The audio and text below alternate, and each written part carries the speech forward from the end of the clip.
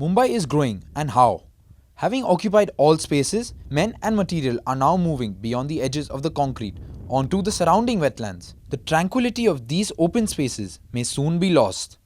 The state government proposes to rehouse Mumbai's urban poor on these salt pans. Since last few years, salt pans have come in under their radar, and they are thinking that these lands now can be brought under the other uses than the production of the salt.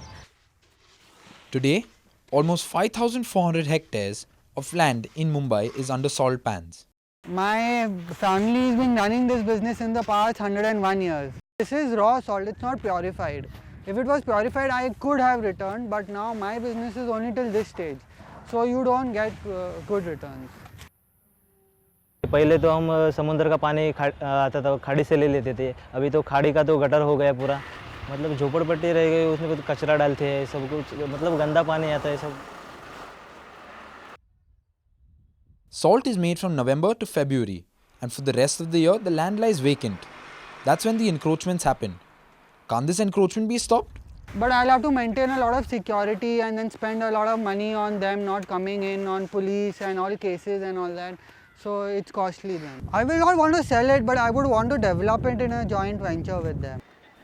The government is likely to go ahead with its policy of affordable housing on salt pans. The proposed 2034 DC regulations will cover 260 hectares of this salt pan land. Activists and environmentalists are against the proposal.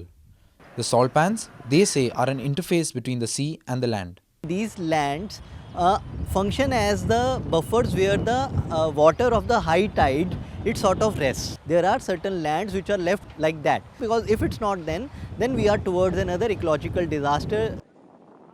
Mumbai's west coast has these artificial buffers. Why can't the city's east have them too? See, tetrapods, they don't absorb they resist water, but they don't absorb water. Need such mechanisms through which water is absorbed. There is space for water. Whereas tetrapods, they don't provide space for water.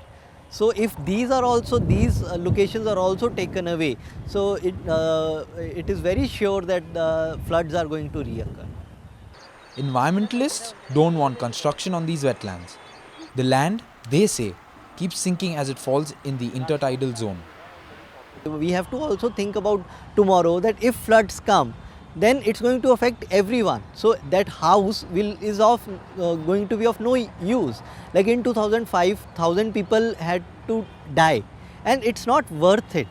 In Mumbai, most of the salt pans fall under the CRZ1 category. This disallows any construction on wetlands. The opening up of these salt pans to housing may well be an invitation to an ecological disaster.